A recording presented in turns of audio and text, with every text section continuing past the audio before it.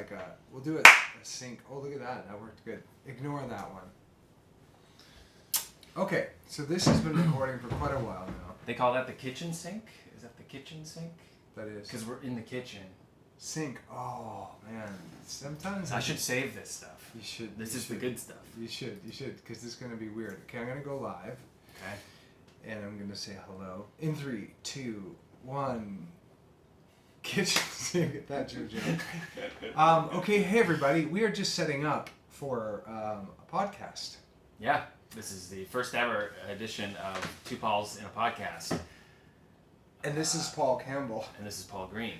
And we're two Pauls. In a podcast. And we're in our kitchen, and we're doing a podcast and doing a Facebook Live with all of you. Yeah. And doing a video to share later to wherever we. And also figuring out how to do a podcast.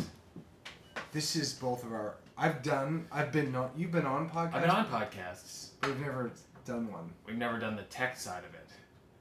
It's pretty techy. Bear with us. Mind the two powerful microphones that are capturing so much magic. And behind you guys here on Facebook, hi everybody. Hey Carol McAvoy in Ireland. See, instantly we're in Ireland. That's incredible. Just like that. I love Ireland. I've never been there, but I love it. In theory, love it. What do you love about it? Oh, I love what I've heard about it. I feel like the people, every time I meet someone from Ireland, they're very pleasant. I love the accent. The Irish accent is hard to beat. Of all the accents. It's a good accent. It's one of the best. And Conor McGregor. What? You don't like Conor McGregor? I mean, I'm not a huge fan. It's hard to be a fan of him because he's not very likable. No, I don't like those incredibly aggressive, like hyper masculine, which is why we get along so well. Great. Good start. I don't like manly men, so hanging out with. So, yeah.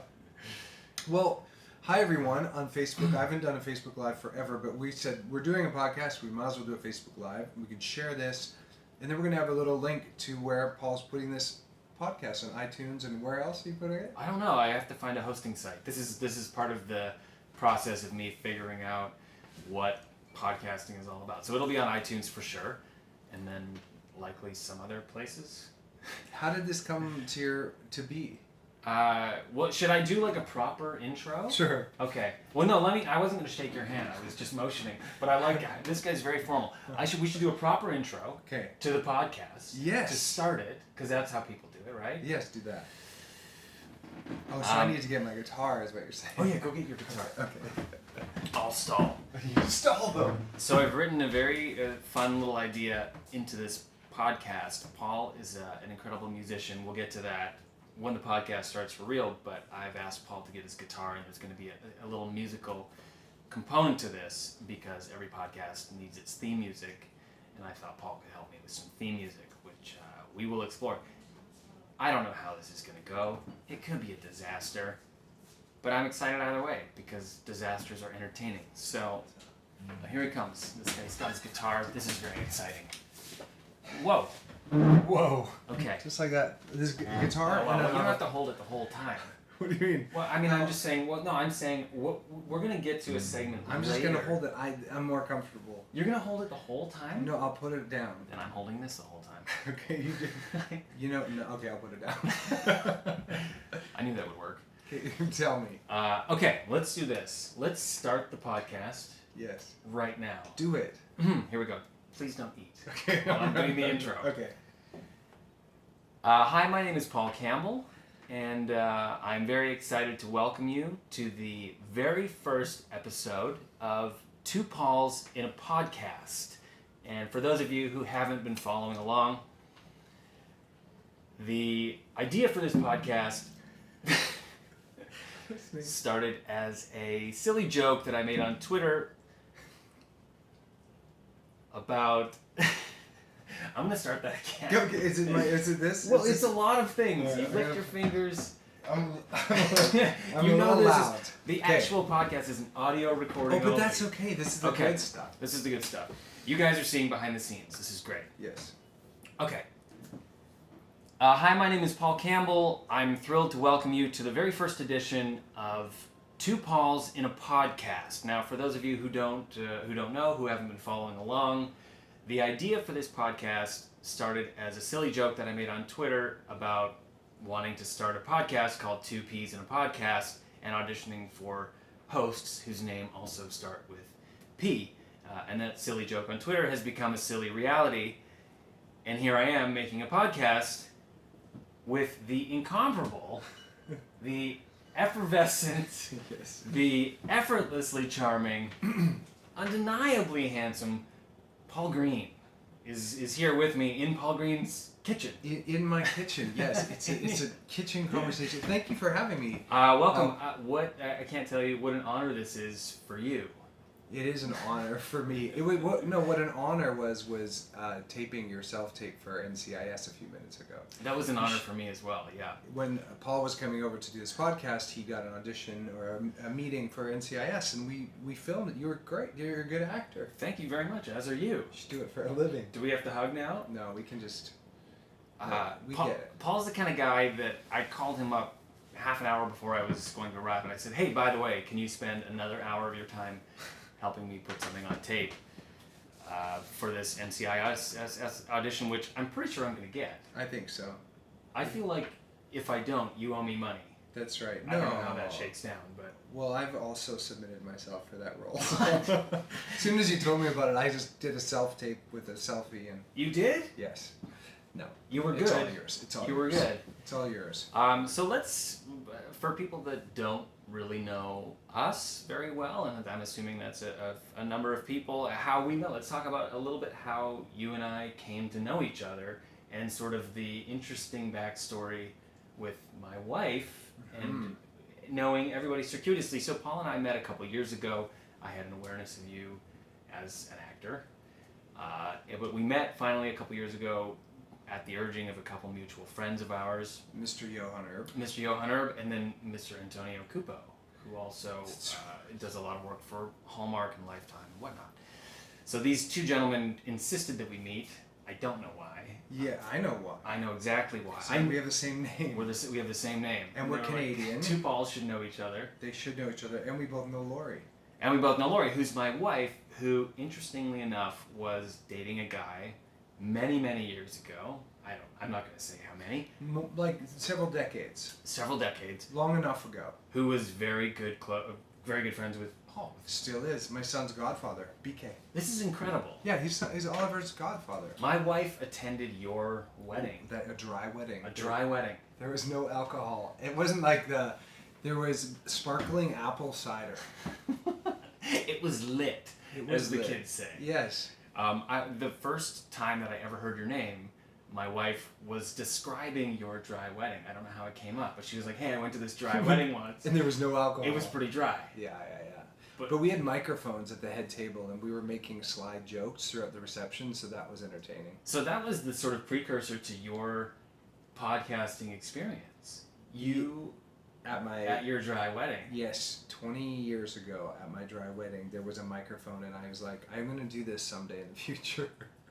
And here you are. And here we are. Who knew that it would be today? It is today.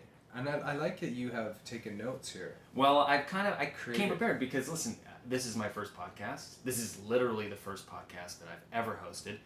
I always wanted to be in radio. And I only today figured out... You have a face for radio. Thank you, and a voice for film. That's right. What a lucky guy. Yeah, sorry, I cut you off again. I always wanted to be in radio, and I only today realized that I just wanted to be in radio because I wanted to hear myself talk. I didn't even care about playing the music. I just wanted to do the banter between songs. Oh, like you wanted to be a DJ? I think I just wanted to have a podcast. Okay. I wanted to be a DJ, yeah. No, I didn't want to be on the radio. I didn't want to be singing. Right, but in between I wanted to be the guy that's like, all right. That's a DJ. Yeah, I wanted to be a DJ. But obviously that wasn't going to happen because, I don't have the voice for being a DJ. But then this podcast thing came along and I was like, this is perfect. I have a captive audience. Yes. These people cannot go anywhere. They're literally trapped. They could go anywhere they wanted at any point. Don't ruin this for me. They are not trapped. You have to be cunning, witty, intelligent, and thoughtful to keep them on your channel while they're driving. It's true. And informed. I'm even eating an avocado. Okay, let's talk a little bit about you as a person. Right. And there's a reason that you were the first person that came to mind, name starting with P notwithstanding. That was a big factor in why you're here, why I reached out to you. But I will say this. You came to mind immediately because for people that haven't met Paul Greene, you have one of the most unique personalities that I've ever encountered in my life. This is true. For people that don't know you have this innate ability to endear yourself to people, to sort of you have this sort of likability, for lack of any better word, that is very unique. Are you aware of this? Do you have an awareness of this?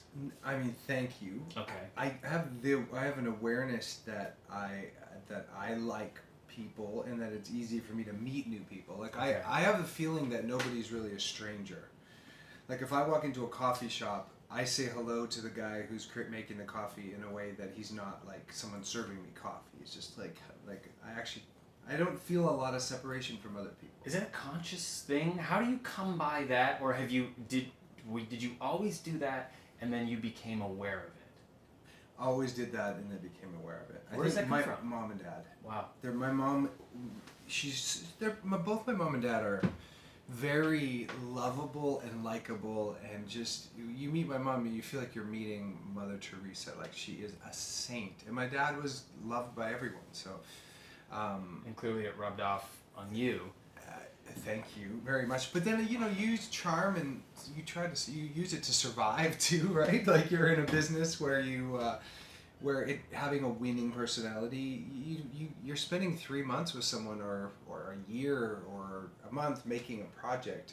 It's in your best interest to be a nice human being. Well, this is a question that I have then. So, do you think that your personality, I mean, obviously you change as you grow, as you develop, as you mature, but I'm assuming your personality has served you very well in your career.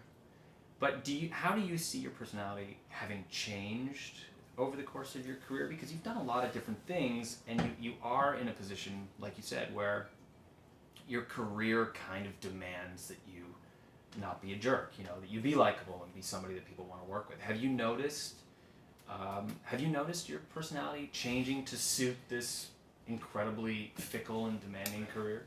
I mean, I've been in this business for so long that I kind of grew up in it, right? Like at 19, I was already living in Milan and Paris and here we go, all over the world, and I was in one form of entertainment right from the youngest age. So. But I was really, really religious and like a monk. I was reading my Bible and playing my guitar for a lot, which wasn't when I think about it. So my personality has changed because I was quite insular for my 20s and like studying, and it wasn't until my 30s that I probably became a little more outgoing and but just as I got more comfortable in my skin, I think. Over time. It's interesting. So, but do you feel there's been sort of a conscious effort? I don't want to just tear apart your personality, but honestly, I think but the type of personality I think if the world was full of Paul Greenes, there would be fewer wars. I think it's true. You listen. You're open. You're able to be vulnerable and self-reflective, and it seems like you're constantly working on yourself. To better yourself. I think the way that you present yourself, the way that you relate to people, I think it's something to aspire to, and then it's not blowing smoke. I really genuinely, I believe that. And I do work on myself a lot. I mean, if I'm not reading books, and I'm taking like seminars or like courses, or I'm really do love learning. Mm-hmm. I'm not in the knowing, I'm in the discovery. So I think that keeps that vulnerability and the kind of excitement about life is I am always learning and discovering rather than thinking I know a lot. And I mean, especially around like, there's so much, like health nutrition is something I'm really love and I love to learn about. And it's the more I learn about it, the more I realize how little I know. And same with you know, all the music. I'm relatively okay with music until you meet some other musicians, and I'm like, oh my goodness, I have so much to learn from you. So right. I think it's... And those musicians, in turn, probably look at other musicians and think, oh my gosh, I have so much to learn. Sure, or actors or Yeah. whatever. I mean, Yeah. I'm an actor, but I meet so many actors that there's so much to learn from. So I think maybe that is a big part of my personality that I'm always cultivating, is I'm always learning from... Open to growth and to learn and Yeah. expanding and bettering. Yeah. Yeah, I think it's rare, and I think it's an incredibly valuable thing. It's admirable, and it's valuable. Congratulations. Congratulations. Congrats on everything. Thank you very much. That is a really great line. Congratulations on your winning personality. You win. We get it. No. So then, conversely, because you outwardly you present as somebody that has this, you're at ease, you're confident. So what rattles you? What do you struggle with? Confrontation. I grew up with both my parents being not very confrontational and I had a very calm house growing up. You're Canadian. I'm Canadian. But yeah, exactly. But so yelling and screaming, I just don't understand it. Like violence, like physical or verbal, when I witness it. So I barely watch any TV that's like, or movies that are, I don't like violence. It's not your thing. It's not my thing. Some people like dig it. Some people like, I just don't. This is what I'm saying. There would be fewer wars if we were all Paul Greene. But that gets me rattled, and like if I drink too much coffee, I get a little rattly. Okay. Like if I have more than 2 coffee in the morning, I'm like, okay, calm down, just breathe.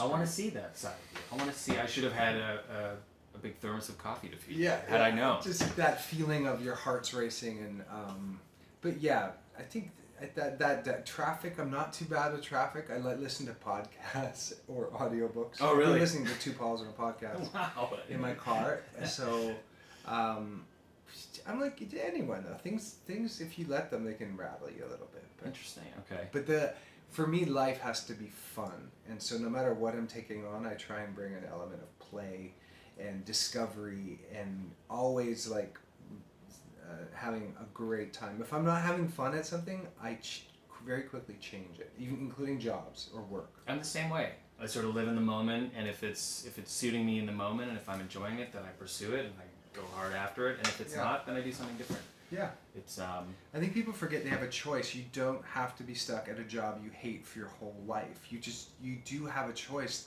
Might mean making less money for a while, but a lot of people, you see it often, that they will stay in a job or a relationship or some house or apartment that they hate, and they never make a change. When you do have a choice. Yeah. And sometimes it means it's uncomfortable, or a smaller place, or you're single for a bit, or you have a different job.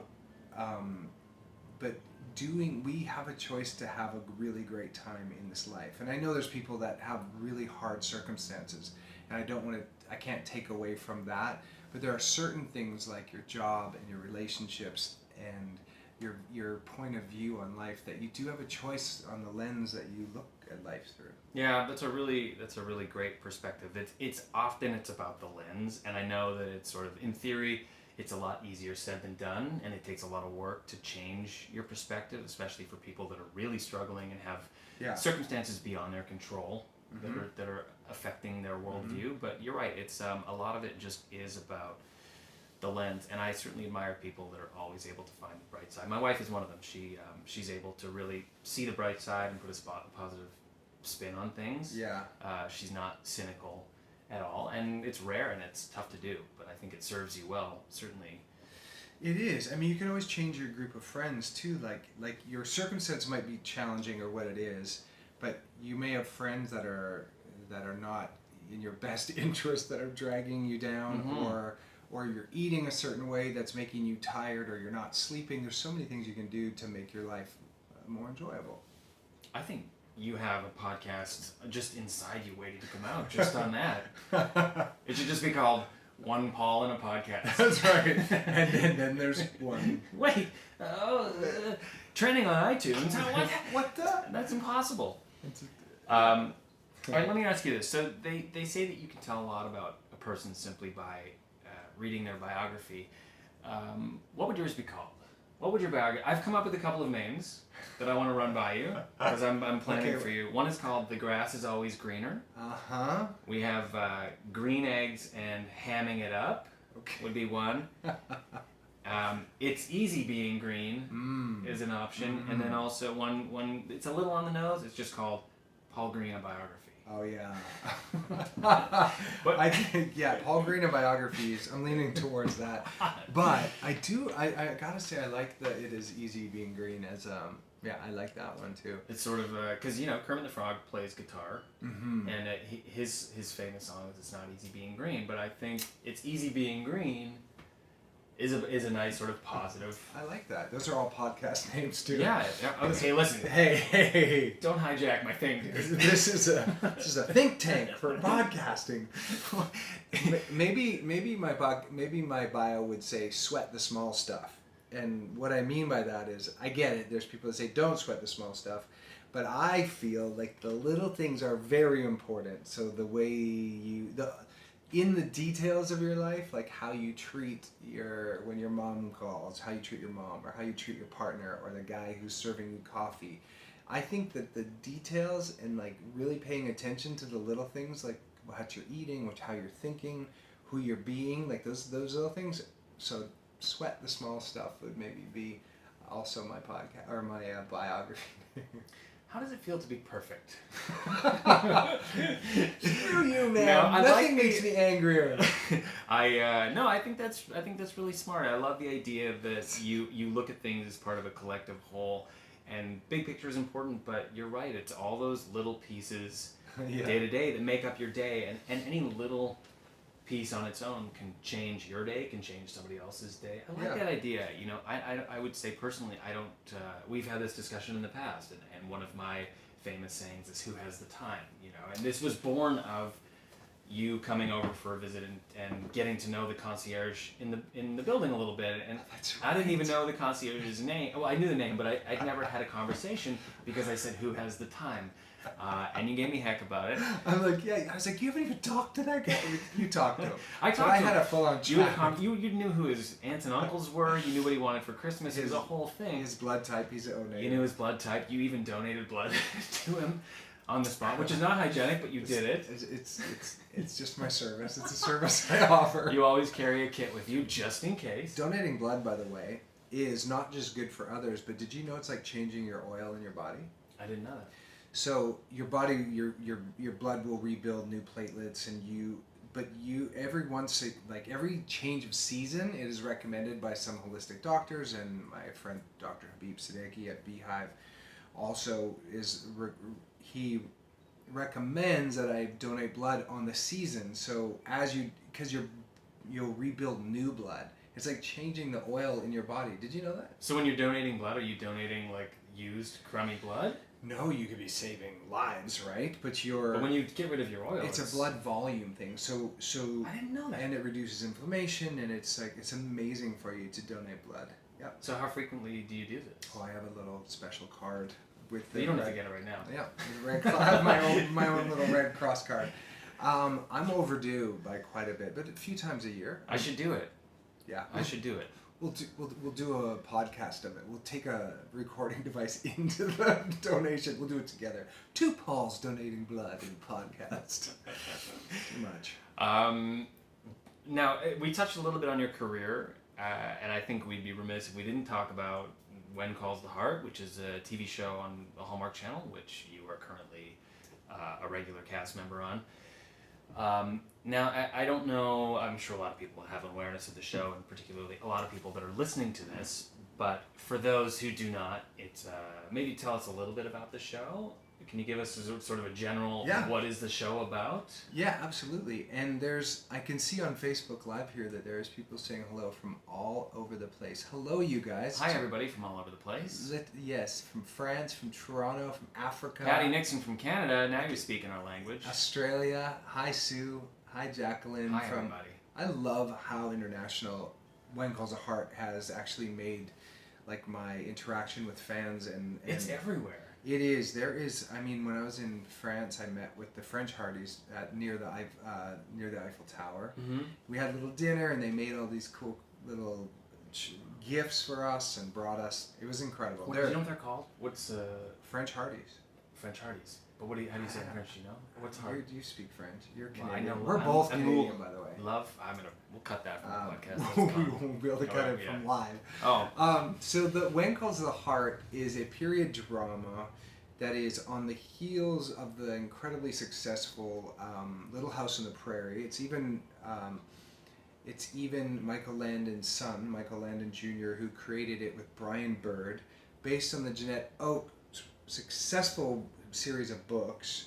And Jeanette Oak's funny story is from the little town in Champion where my grandmother and grandpa are from, and incredible. they knew each other.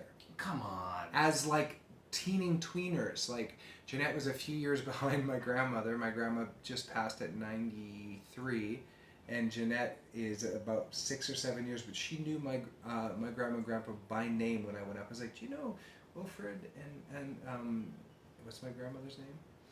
Irene Erdman, who at the time was Greene, and before was Wilfred and Irene Greene, and she knew them very well. So this has been in the works for a while. This has been in the works since 1921. Holy! But then I saw Kate and my mom watching it, and I had just done a few movies, just a movie with Danica and Candace Cameron and Danica McKellar, and I hadn't done a series for Hallmark yet, and it wasn't long after I got offered this chance to do Dr. Carson Shepherd, who I play on there, and the show is very family friendly, very, very popular. Every episode we just keep gaining new fans around the world.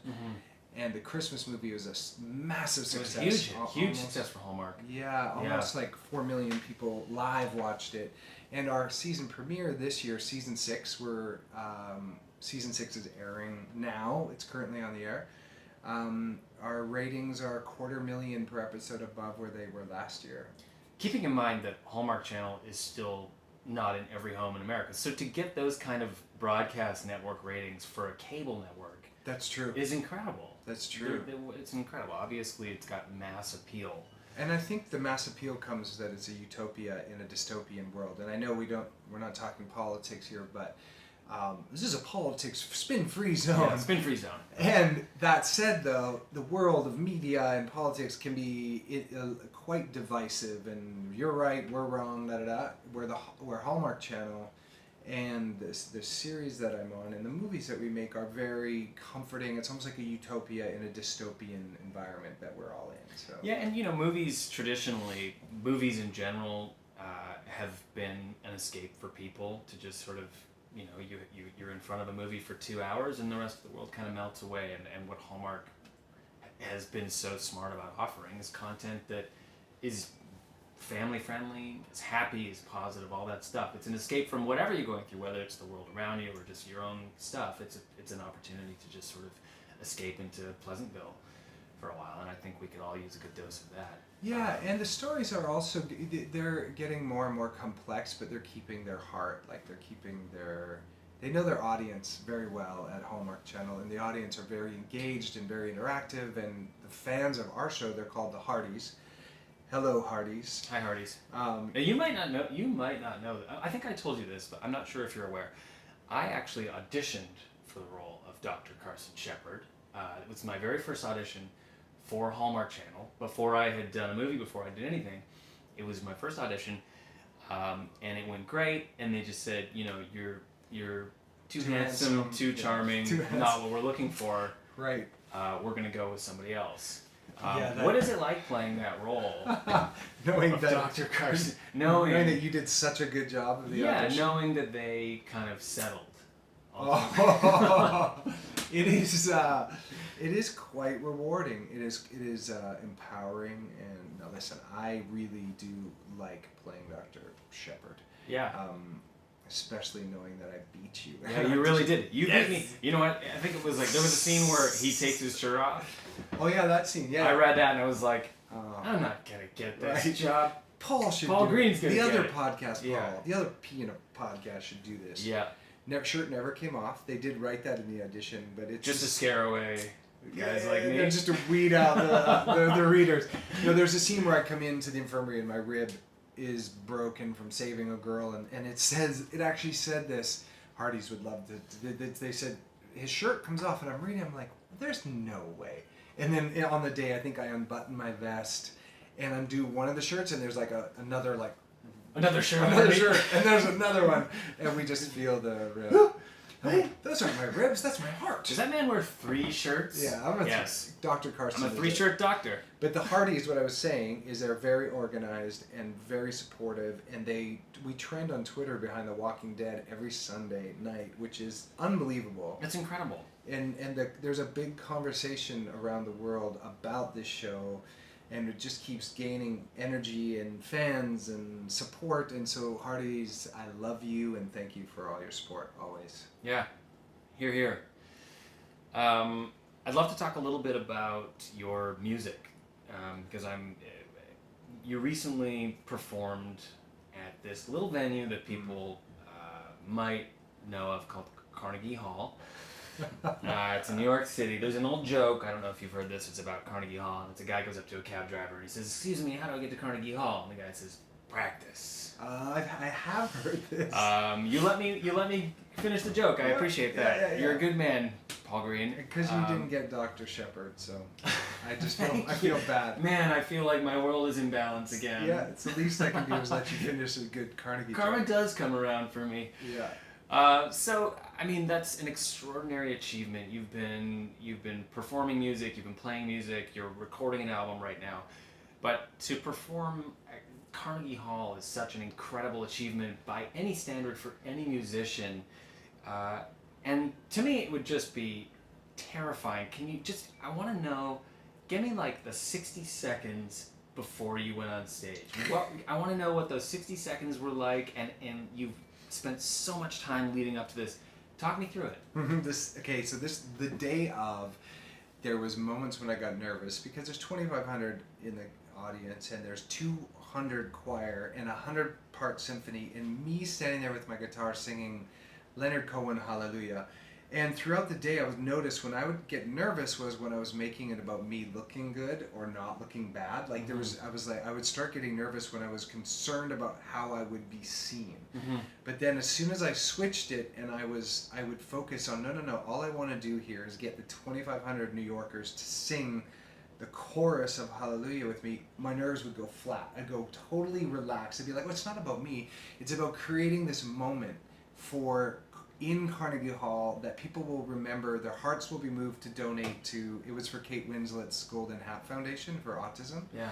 So it's a big acting thing I'd learned and forget all the time is in a scene, if I'm nervous, I just got to make it about the other actor and I'm fine. Like I just got to make sure I take care of my other actors, stop worrying about getting it right or looking good or being impressive or having people love me or all that nonsense makes you nervous. Yeah. But putting my attention on the Carnegie Hall when I was looking at, and I grabbed my guitar and I. Are you when you're standing behind the curtain? Can you see the audience? You can see. Oh yeah. Well, we were in the back thing and we were late. We were running late and it was really expensive to run late at Carnegie Hall. And I was like, they're gonna cut my part. I know it. Yeah. Because there's the stagehands or union and they're very expensive. But here's the crazy part. There's an announcer from Connecticut who does the news in Connecticut, and I forget his name, but he's like, a real citizen of the world, Paul Greene has over 3 million air miles. He was going through, or he's flown 3 million miles and he's a pilot, and he just was going down all these things, and I'm sitting, that part, I'm like, okay, he's got to stop. This is embarrassing, because he was... Also, we're running out of time, dude. Yeah, I was like, get to the music. It's too bad we're not going to hear him play tonight. Right, but this is what he's done in the past.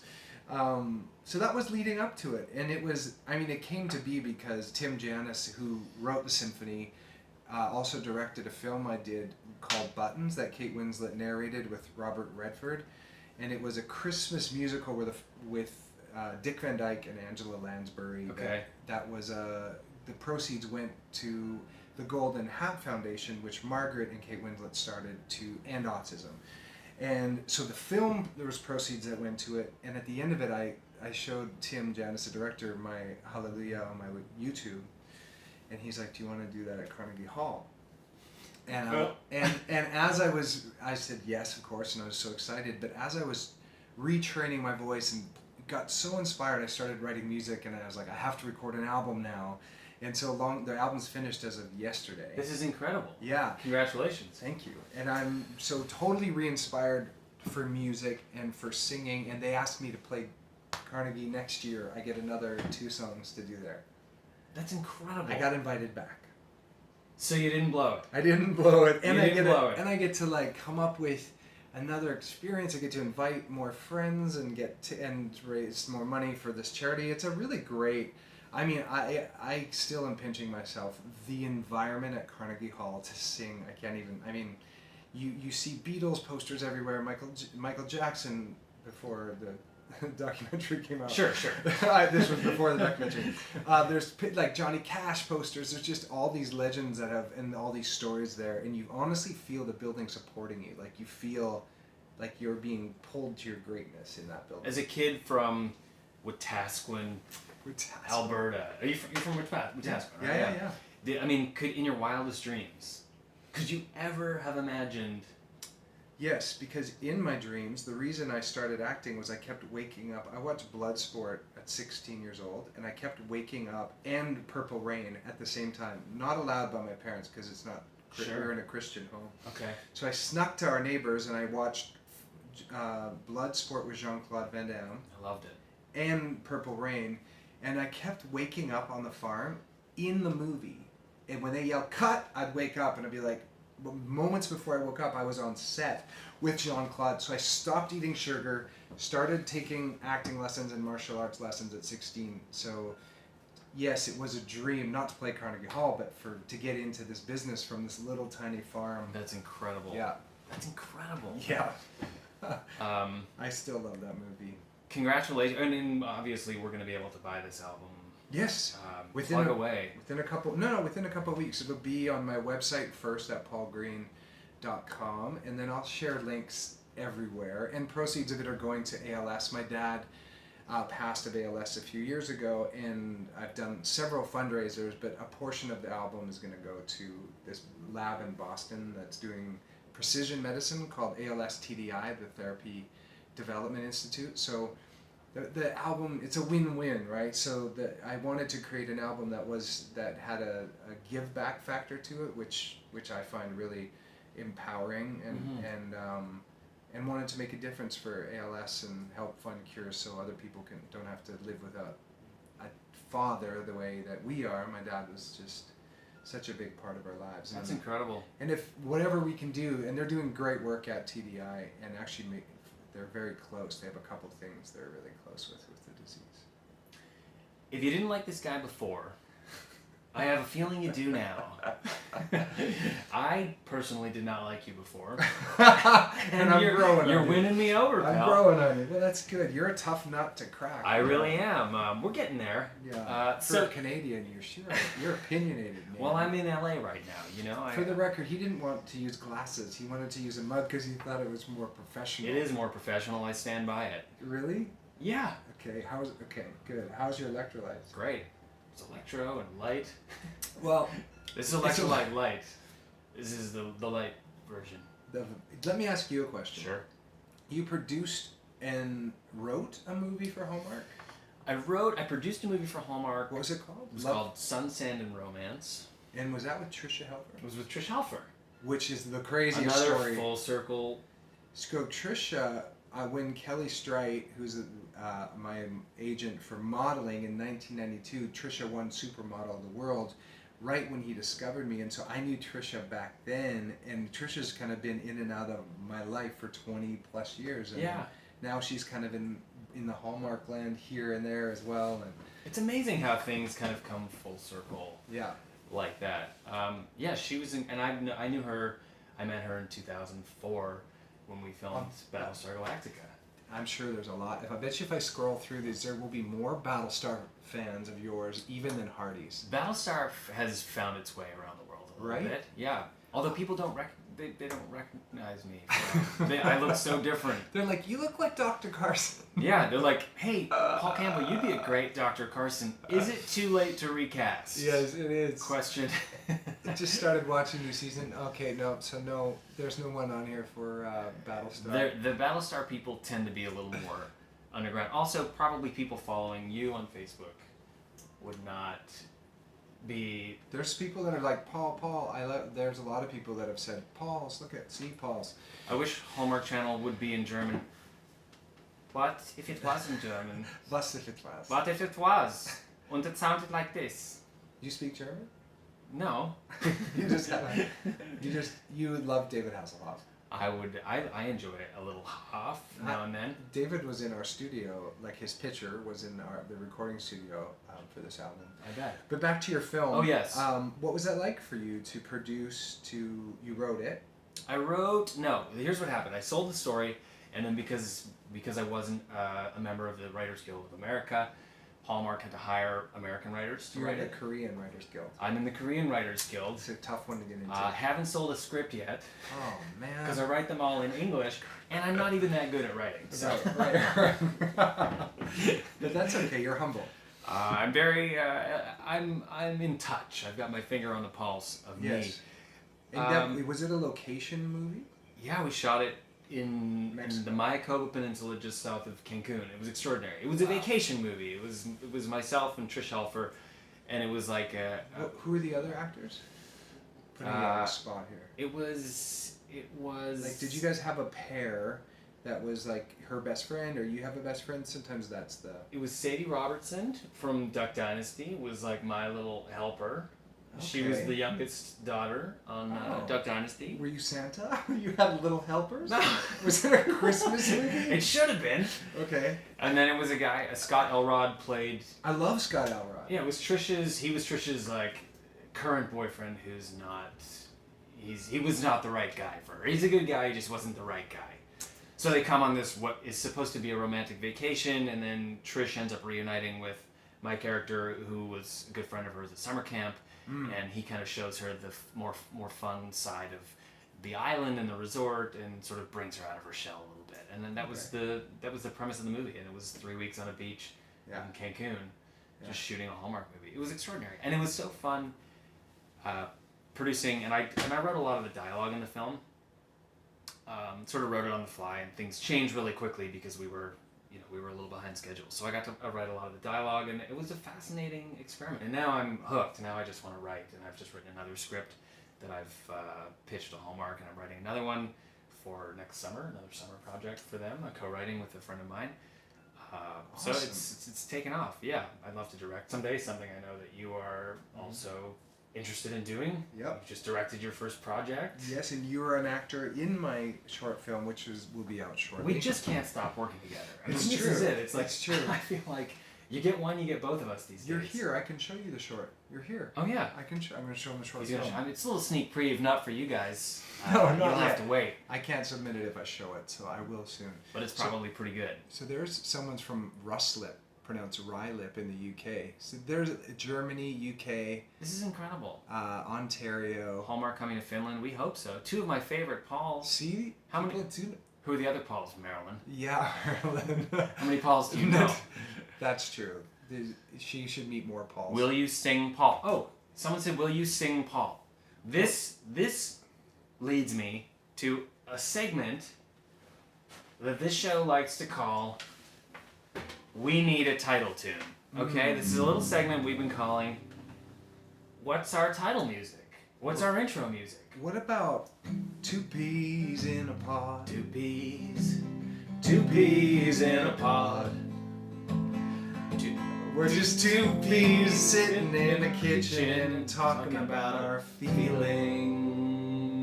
Two peas in a pod. Two peas in a pod. Hey, we're just two Pauls sitting in a kitchen. We're talking about our feelings. I mean, I think it's got a future. Great, I think we just found the title music for our podcast. Yeah, and we're gonna be sued by Slip Slide. No way. Okay, we can change it. We're not. No, it's no, not nobody, that close. No. You want to try something different and see if we can? Okay. No, not at all. Do you want to see if we can come up with something else? That was completely on the fly, by the way. Well, as I was walking, let the truth be told, I did pick up my guitar and I was like, because we were singing Slip Sliding Away before, and I was like, oh. So on the fly, yes, lyrically. Melodically, I had a hint. Okay. What's your favorite song? My favorite song is Hallelujah, but it's the Jeff Buckley version. So what makes the Jeff Buckley version so unique is his electric guitar, and he's amazing. It's haunting. It is, and he's like so off the rhythm that he just kind of sings whatever he wants. He even does 2 chord mistakes that nobody cares. It just doesn't matter. And it's that little breath. There's a little breath right at the beginning before he starts, and then when it tapers off and you think the song is just about finished, and then he comes back even harder. Just, oh my gosh. You're gonna make me cry. You're gonna make me cry on camera. He does this stuff up here too. That's what makes him so cool. That's where it is, and then it goes. It's incredible. Yeah, and when I did it in New York, I ended like that too. It sounded a little. My version's a mix between Leonard's and Katie Lang's, because there's a part where Katie Lang is, as she's singing. Oh, it's just so great. I love her version too. Yeah, I love it too. I love all. It's such a gorgeous song. Yep. I don't think I've ever heard Rufus Wainwright. I don't think there's a version that I haven't liked. And Leonard Cohen's is just. And Leonard Cohen's. I mean, it's Leonard Cohen. He's just talking through it. I heard there was a secret chord. Maybe in the '60s when his voice was that high. Yeah. Have you ever heard of Leonard Cohen? Have you ever heard Leonard Cohen in the '60s? He sort of sounds like where my voice is, like here and higher. Yeah. But then as he's 83, after smoking as much as he did, he's like, there was a secret chord that David played and it pleased the Lord. But you don't care for music, do ya? It goes like this, the fourth, the fifth, the minor fall and the major lift. Baffled king composing hallelujah, hallelujah, hallelujah. That's really low for me. We gotta go, Jeff Buckley. Hallelujah, hallelujah.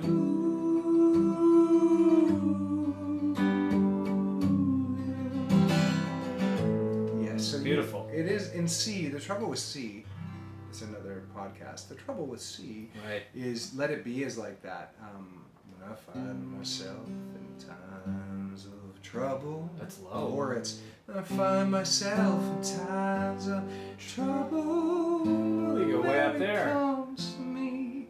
But they did it in C.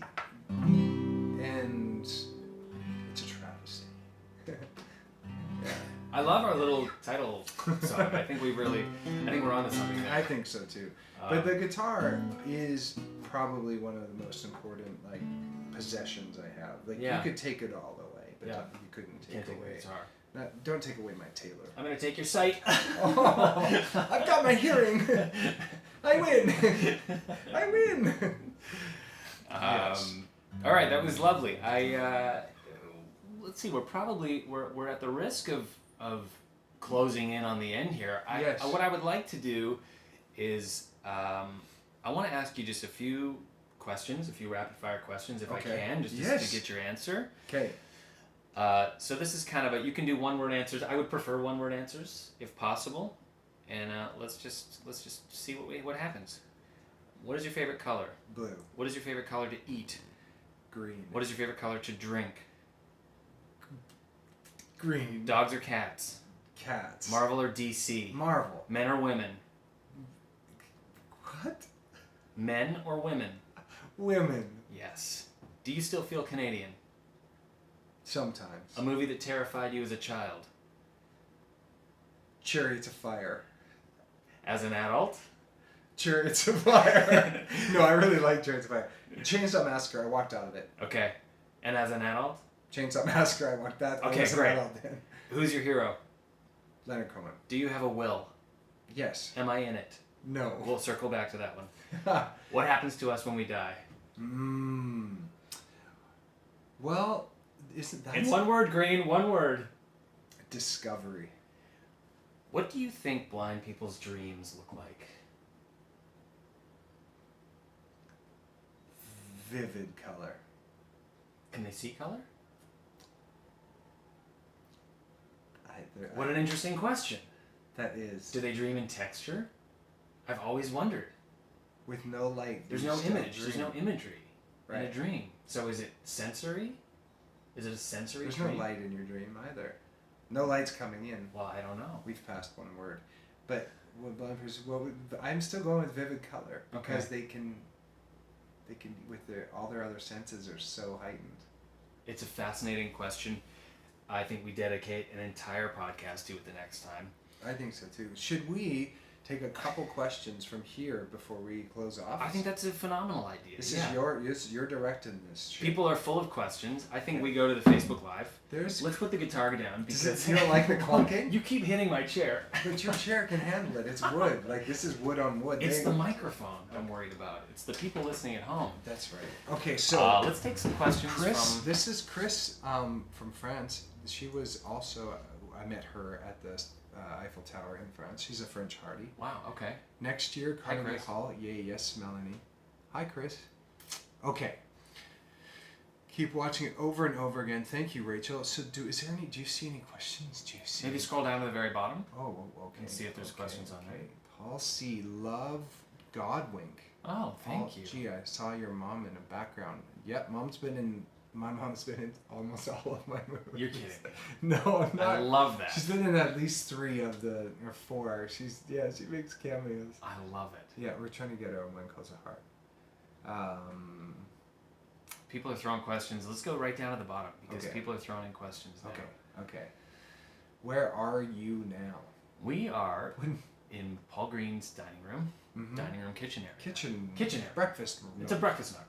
It's a glass It's a lovely menagerie. nook. Yeah, it's very nooky. Yes. What inspired this? Twitter. We had Twitter inspired just a silly idea, a silly comment that I made. It was a joke on Twitter about starting a podcast called Two Peas in a Podcast, and here now it's a joke in reality. Will Paul Campbell ever be on When Calls the Heart? I've auditioned twice. I auditioned for Dr. Carson Shepard and more recently for Lucas Bouchard. Both were cast perfectly. I would not argue with their choices. Come on, man. I hope to be on the show. Yeah, you live someday. there. I live there. He bought a place that's just down the road. So he's like, I'm here if you guys need me. I live on the set You have a in trailer. full costume and makeup at all times. Just in case. My wife's not thrilled about it, but hey, You try different characters. You're like, what about this guy's got to be able to... He's like a farmer. Well, welcome to Hope Valley. Yeah. Paul, stop. You, Paul, stop. Paul Campbell, get out. Do what you want. Do what you want. I love all. My friends too. What's that mean? Do what you want. I love all my friends too. I don't know. I like it. I don't know what it means. This is from Chris. Hi. Hey, Chris. Chris is fluent in French. Please sing Hallelujah, my favorite all-time song. Listen back to the podcast and you will hear it. You'll hear us fumbling towards our lowest Leonard Cohen. Mm-hmm. Central New York. It's just amazing how many different countries people are saying hello from. Wow, check this out, Paul. Paul just love you both on Hallmark. Thanks, Elizabeth. We love you on Facebook Live. Yeah. Well, I think this was a good idea to do Facebook Live. I think it was a great idea. Moving forward, it adds that extra element of a witness. Somebody is asking if we would ever team up as rivals for the same girl in a movie, and we've talked about this. Maybe not rivals, but we've talked about working in a Hallmark film together and coming up with something that we pitch. We wouldn't have to be rivals. I like the idea that we're both in the movie because we know who loses. If we're rivals, we know who loses here, right? In a wrestling match? Well, obviously. We have to be in a movie where both guys get the girl, but that's not Hallmark. Yeah, it's true. Both guys get the girl, meaning she's unavailable, and the guys are friends. I don't know, how does that work where we're not rivals? Not rivals, but... I don't know. I like the idea. Maybe I'd compete with you for the same girl. Yeah. Sure. We'll get Trish Helfer to come and do it. She would like that. Trisha's awesome. She's so fantastic. I just ran into her recently, like not actually. With Actually, your car. I almost hit her too. She was behind Oh, no. and I like backed up. I didn't see her. Never told her this. But I drove away. I was like, oh my gosh, that was Trish I almost hit. She was, yeah. That was, we had a agency dinner from the Kelly Strike, the guy who discovered her for Mode, and we all met with Jason Thompson and Michelle Francoeur. It was awesome. I remember seeing photos about that. Oh yeah. Yeah. Yeah, well, this is Congratulations. Congratulations on everything, Paul. Well, thanks for doing this. I'm glad. This worked out really well, I think. I mean, it's either going to be the first of many, or it'll be the absolute last time this ever happens. I think this worked out great. Yeah. Well. Hopefully the people at home enjoyed it and learned a little bit about the two of us. We'll see. Yeah. But this will be available. You can find me on Instagram. I am official Paul Campbell on Instagram, and at the Paul Campbell on Twitter. And where can we find you?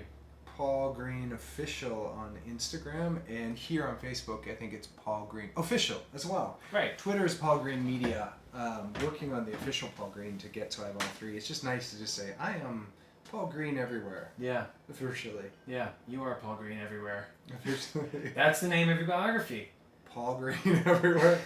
It's been amazing because we didn't even talk about it, but I'm writing a book for dads called 52 Ways to Be the Dad You Wish You Had. So like something a week, an idea a week. Yeah, a little dad hack that I had such a great father and a great coach, and my son, and I've been taking notes, and so I was approached by a publisher that asked if I had a book, and it's a small Ernest Hemingway sized book that's almost finished. The rough draft's finished, and it's just expanding the chapters, but I feel there's a gap out there. Not every dad has had an awesome dad, or some of the tools that I've been so blessed to be given from my coach and my dad. And it's just a little book that will remind a dad how to connect if they're ever feeling disconnected from their kids. I think it's an essential as a father myself of an almost 3-year-old. I think it's essential. I think the more specific dad-focused content there is, the better, because it's incredibly challenging. Yeah, and our kids are requiring more. Our fathers and grandfathers didn't need to talk about their feelings. Like their job was to provide a roof over our house, not necessarily be emotionally sensitive or intelligent with their emotions. Yeah, it's we're true. like we're like in a new kind of world where we're required to be strong and sensitive at the same time, and also like a provider, but also make sure we're supportive that our women can survive or provide in a way that they feel empowered. There's so many conversations that are happening now that weren't happening for our dads or our grandfathers. So it's this book speaks a little bit to that as well, and really tuning into your kid and what they're looking for from you, because every kid's different too. So what is the book called? 52 Ways to Be the Dad You Wish You Had. And when will this be available? It will be for Father's Day. We're trying for Father's Day this year, but I've been told it's a bit of a push, but it'll, because there's a deck of cards that comes with it, like stocking stuffer or Father's Day, and each card, the dad can like keep that in his truck and not have a big, well, it's a small book anyway, but every card represents a week, and it's just a reminder for the week on connecting with your family. I love it. Yeah, so it'll be available either this Father's Day or the next, but we're pushing for this one, 2019. I'm expecting an advance copy. Okay, I'll just print one out for you. Great. Or you can just tell me in person. Okay. Okay. I did mean to plug that, but I forgot to talk about that. Yeah, no, it's great. Better late than never. But well, the beauty of editing is I'm just going to insert that earlier into the conversation and cut this entire part of the podcast. Right. Right. I don't know. I like this stuff. Whenever I hear Joe Rogan, they talk for like 5 hours, and I'm just thoroughly entertained. Yeah. Yeah, I am. And you are as fun to listen to as Joe Rogan. Come on. I'm Paul. also a better jiu-jitsu practitioner. Yeah, I'm sure you are. You and Alec Jones. Well, thank you. Oh, I'm gonna shake your hand okay, because it feels like a gentleman's way to end this. Yeah. Thank you so much for agreeing to do this. I hope we can do more of these. Me too. And thank you for loaning us your nook. Yes, our little kitchen nook. Our pod nook. And thank you everybody on Facebook for Thanks for tuning in, and thank you, other camera. Yes. I Thank you. haven't looked at once. No, it's a It bird. is- It's a bird. It's a fly on the wall. It's been just catching my ear the whole. All right, Cool. wonderful. Bye bye. Bye bye.